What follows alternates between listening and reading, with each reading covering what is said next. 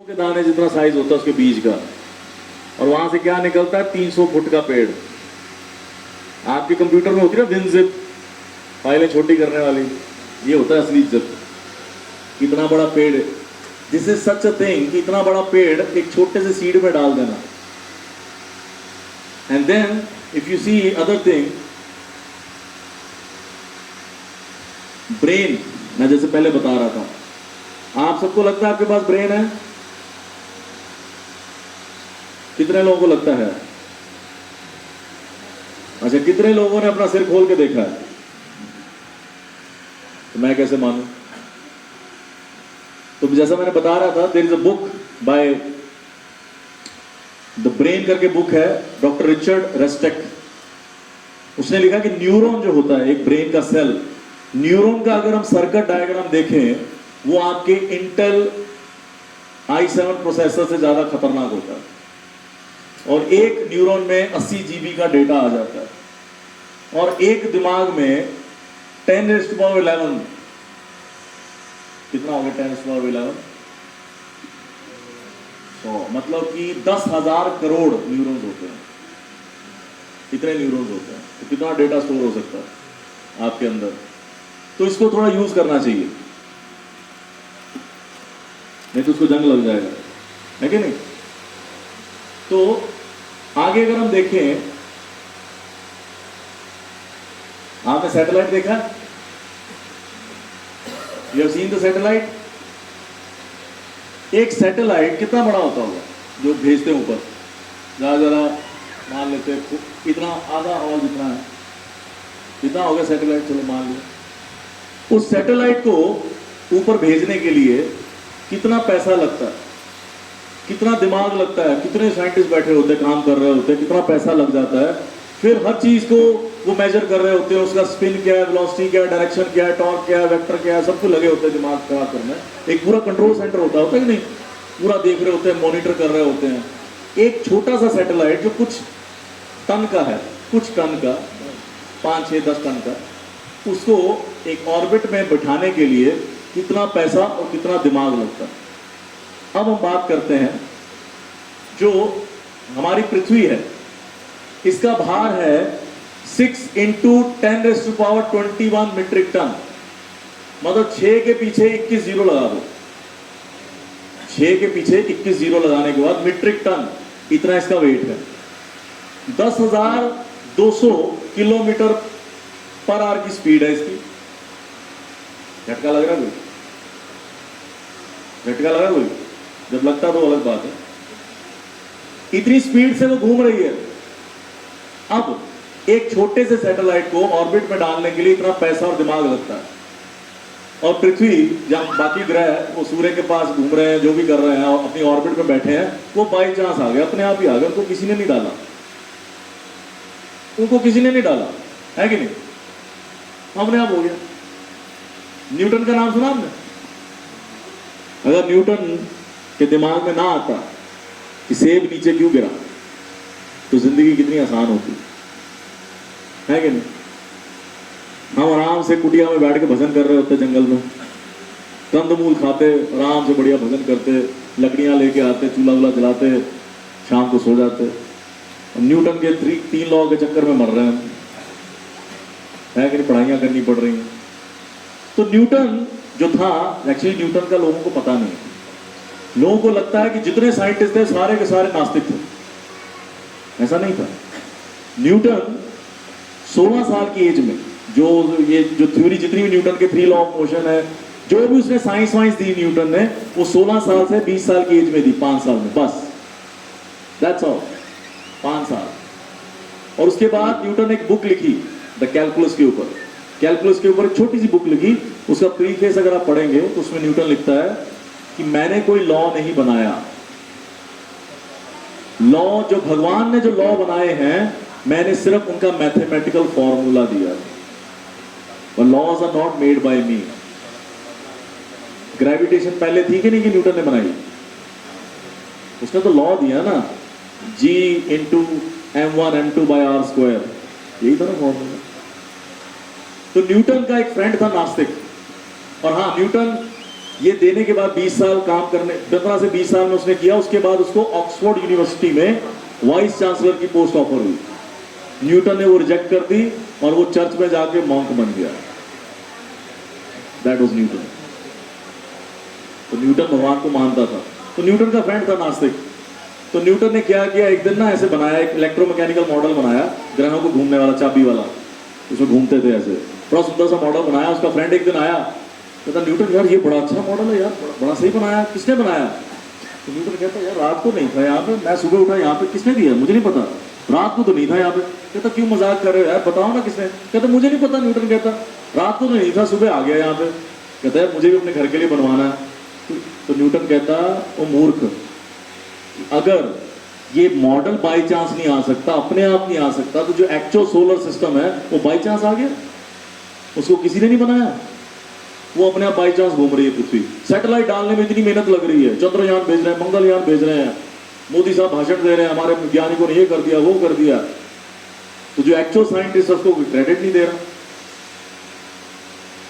नहीं, common sense है ना ये। तो मैं हवा में तो नहीं बात कर रहा, ये तो आप लोग भी देखते हो, देख ही रहे हो बचपन से। तो नाउ इतना सारी चीजें हैं, तो दैट मीन्स जैसा मैंने कहा पृथ्वी है और सूर्य ले लो।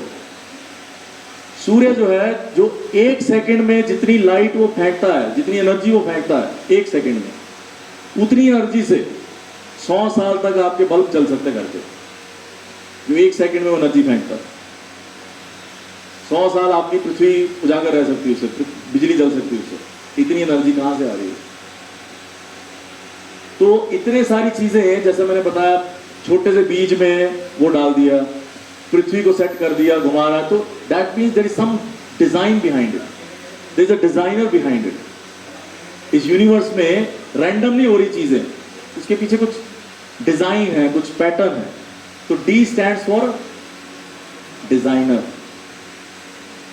D stands for designer. और अगला ई जो मैंने लिखा, ई का मतलब है एनर्जी, एनर्जेटिक।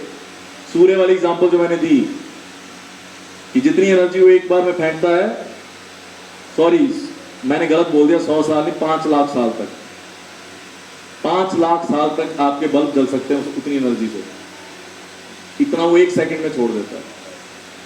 तो इतनी एनर्जी कहां से आई? जैसे फॉर एग्जाम्पल, आप मान लो घर में बैठ के टीवी देख रहे हो, एक पत्थर उड़ के आया, आपके टीवी पे लगा, टीवी तोड़ दिया, तो पत्थर के अपने आप उड़ के आ गया? कोई फेंकता है ना, उसको एनर्जी देता है ना। तो पढ़ा होगा काइनेटिक एनर्जी, दूसरी कौन सी होती थी?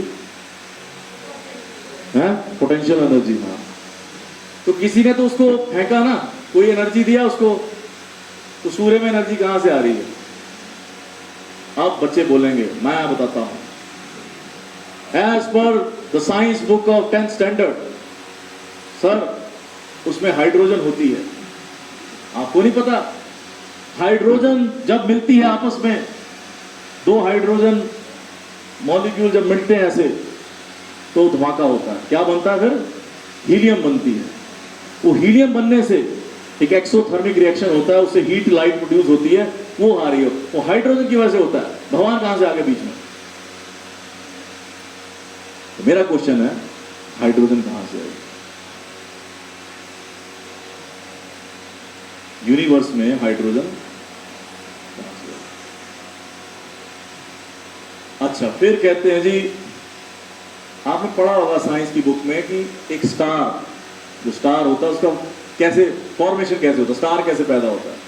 कहते हैं जब बहुत सारी हाइड्रोजन इकट्ठी होती रहती है, फिर उसके अंदर कंप्रेशन होता है, वो ऐसे ऐसे ऐसे ऐसे कंप्रेस होती रहती है, फिर उसमें धमाका होता है, भम, और एक स्टार बन जाता है, एक नए स्टार का जन्म होता है। पता नहीं आपने 10th में पढ़ा कि हमने तो पढ़ा है। और जब हमें पढ़ाया जा रहा था, मेरा क्वेश्चन यही था मेरे सर को, तो मैं भक्त नहीं था, मैंने क्वेश्चन यही पूछा, मैं सर हाइड्रोजन आई कहां से? फिर दूसरी चीज, अगर हाइड्रोजन को स्टोर करना हो तो कैसे स्टोर होती? हाइड्रोजन को एक बंद कंटेनर में स्टोर करना होता है ना, प्रेशर डाल के, ऐसे लिफाफे में डाल के घूम रहे हो हाइड्रोजन, उसको कंप्रेस करके स्टोर करना पड़ता है। अब कह रहे हैं कि हाइड्रोजन अपने आप जुड़ रही है, कंप्रेस हो रही है। कौन कंप्रेस कर रहा है? कोई तो धक्का लगा रहा है ऊपर, क्या अपने आप ही कंप्रेस हो रही है? चलो अगला क्वेश्चन देता हूं आपको। अगर हाइड्रोजन, मान लीजिए एक हाइड्रोजन का गुब्बारा है पूरे रोहिणी के साइज जितना, रोहिणी जितना बड़ी कम्युनिटी है उतना बड़ा हाइड्रोजन का गुब्बारा हो या सिलेंडर हो, उसके पास में अगर ऐसे माचिस लेके आऊं ऐसा, तो क्या होगा? वो आराम से चलेगी कि एकदम से धमाका होगा? धमाका होगा, रोहिणी नहीं बचेगा, पता लगा आधा दिल्ली भी उड़ गया साथ में। तो लेकिन अगर सूरज पे हाइड्रोजन है, वो एक बार में क्यों नहीं फट जाती सारी? वो इतने साल से चले जा रही है, कौन सप्लाई कर रहा हाइड्रोजन उधर? वो भी एक बार में फट जानी चाहिए, खत्म, सूरज बंद, चलो जी हाइड्रोजन खत्म होगी ऊपर।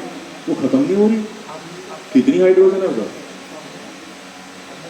दिल्ली जितना बड़ा गुब्बारा भी हो, उसको बस एक तीली दिखानी है, बस 1 सेकंड लगेगा, सारी हाइड्रोजन फुस, वहां नहीं खत्म हो रही। कभी सोचा है? Common sense which is very uncommon. तो E स्टैंड्स फॉर एनर्जेटिक, लिखिए, ठीक है। अब आप जब सड़क पे जाते हैं, आप इधर देखिए जरा, आप डेली लाइफ में देखिए, कोई व्यक्ति बहुत अमीर है, कोई बहुत गरीब है, कोई बहुत सुंदर पैदा होता है, वो कुछ भी ना करे सुंदर दिखता है, कुछ ऐसे होते हैं जैसे होता है भैंस को पाउडर लगाओ तो भी गोरी नहीं होती, वो जितना मर्जी मेकअप कर ले तब भी शक्लें ऐसी रहती हैं उनकी, एक बदसूरत से होते हैं। कोई पढ़ लिख के PhD बन जाता है, कोई अनपढ़ रह जाता है। कंट्रास्ट दिखता है ना आपको ये चीजें। अच्छा, फिर आप जब सड़क पे जा रहे होते हो, जब आपको लाल लाइट दिखती है तो आप गाड़ी रोक लेते हो, ग्रीन पे चलाते हो, इसे क्या कहते हैं? Traffic law. आपने कॉलेज जाते हो, यूनिवर्सिटी जाते हो, जॉब पे जाते हो, वहां पे कुछ होता है ना कि 9 बजे लगेगा कॉलेज, 5 बजे छुट्टी होगी, इतने बजे ये लेक्चर होगा, ये होगा, तो ये टाइम टेबल होता है। तो लॉ क्या होगा? वही लॉ हो गए ना, कॉलेज के लॉज हो गए। जहां पे लॉ आता है, ऐसे इंडिया के लॉ है, IPC, इंडियन पेनल कोड, दफा 302, 4, 5 जो भी है। तो जब लॉ आता है, कोई कानून है, तो कानून कोई बनाता है कि अपना बन जाता है? तो अगर कानून है तो फिर कानून बनाने वाला भी है, ठीक है। उसी प्रकार से जो आसपास आप लोग कंट्रास्ट देखते हैं, कोई देखता अमीर, कोई गरीब, कोई कोई अगली है, कोई सुंदर है, कोई ये है, वो कैसे बनता है? जैसे कॉलेज में प्रिंसिपल लॉ बनाता है, सड़क के कानून जो भी कानून मंत्री बनाता है, उसी प्रकार से कौन सुंदर पैदा होगा, कौन अगली पैदा होगा, कौन अमीर पैदा होगा, कौन गरीब पैदा होगा, ये कौन डिसाइड करता है? Someone must be deciding।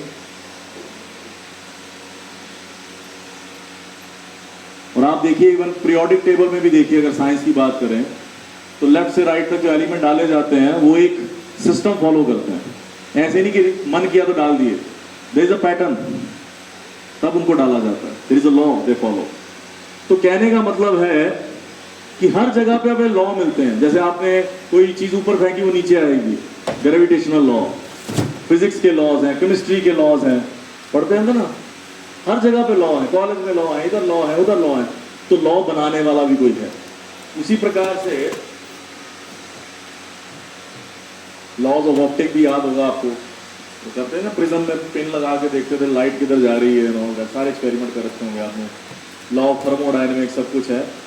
अब तो लॉ जो है, जो नेचर में लॉ है, कभी अच्छा जो कॉलेज के लॉ तो फिर भी ऊपर नीचे हो जाते, बदल जाते हैं, तोड़ भी देते हैं, है ना। देश के कानून भी कई बार लोग तोड़ के निकल जाते हैं, पर कोई व्यक्ति नेचर के लॉ से बचता है। जैसे मान लो सूर्य कहां से उदय होता है, कभी आज तक चेंज हुआ है? जो आज जो सूरज जितने बजे उगा है, आज से 500 साल पहले चेक कर लेना, उतने बजे उगा होगा, कभी चेंज आया? अगर आप कहें कि मैं मोदी का पीए हूं और मेरे ऊपर ग्रेविटेशनल लॉ काम नहीं करेगा, मैं 10वें माले से जंप मारूंगा, कुछ नहीं होगा मुझे, ऐसा होता है क्या? फ्लॉलेस लॉ क्या है, नेचर के जो लॉज है क्या है, फ्लॉलेस, उनमें कोई फ्लॉ नहीं मिलेगा आपको। जो नेचर में काम हो रहा है ना, परफेक्ट काम हो रहा है। आपको तो आंधियां क्यों चलती हैं अप्रैल मई के महीने में, बच्चों को कहाँ पता होगा, शहर के पले पड़े। गांव वाला है कोई, गांव वाला है कोई जो पहले गांव में रहा हो बचपन में? अप्रैल में मई में आंधियां क्यों चलती है नॉर्थ इंडिया में, या तेज हवा क्यों चलती है शाम को या दिन में? अभी भी चल रही थी, स्पेशली अप्रैल के महीने में चलती है नॉर्थ में। इसका कारण है कि पहले लोग जब अप्रैल के महीने में फसल कटती है नॉर्थ में, गेहूं कटता है ना, फिर उसको वो ऐसे ऐसे मारते हैं, फिर भूसा और गेहूं अलग करने के लिए